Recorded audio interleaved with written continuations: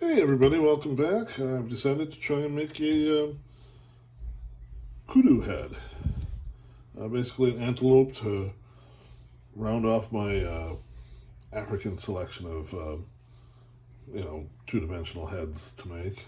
Well, three-dimensional, stacked wood, whatever.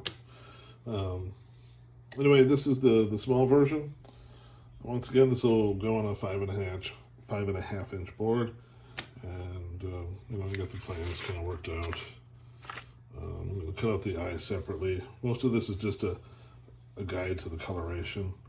Obviously you can color it any way you want, but some key characteristics are white here and white here, white on the bottom, and they have spiral horns where I'm kind of trying to simulate that by kind of doing 2 layers on the horns.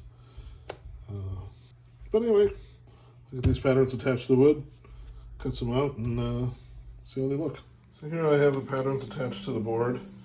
You can trim them up a little bit and arrange them so you get more space out of your board.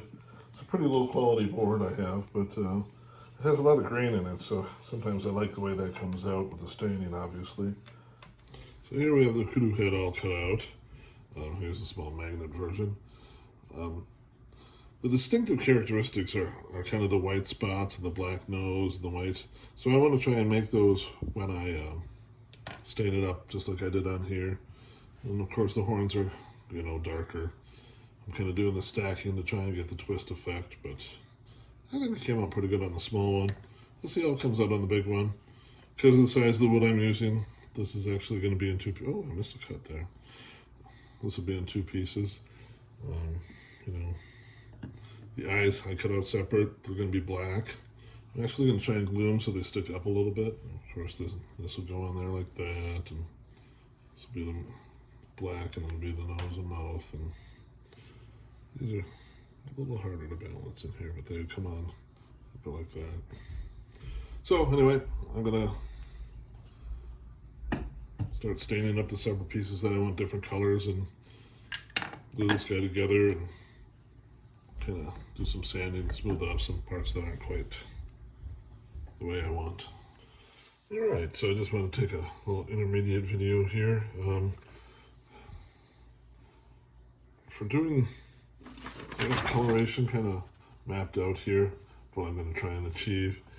I don't know that I didn't really successfully get the 2 tones on the face like I did here, where it was a little lighter in back, a little darker here, but I don't know if that's really something I'm going to be able to achieve with the stains I have anyway. But what's key on the kudu is the white parts. They kind of are very distinct and of course the twisting horns. So what I did is I kind of glued these 2 pieces of the horns in, or lined up this piece, glued the horns in, so I could draw lines where the whites. Just like with the nose here, I just kind of drew a line there, so I could know what I was going to paint white for the nose and mouth there.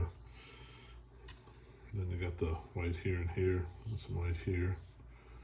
And I'll stain inside here. I'll probably come back at the end and touch things up.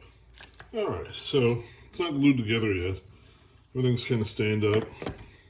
Kind of tried to leave some spots on the stains for gluing purposes, but it'll stick together well enough. So I glued these on first, kind of stain them all together like that. I'm gonna kind of glue that in there, and this will go right here. Pretty straightforward. And then just get it glued up and clear coat it, and it'll be done. Here we have the finished kudu head on the wall of heads. I think it turned out pretty good. There's a link to the plans on Etsy in the description below. Thanks for watching.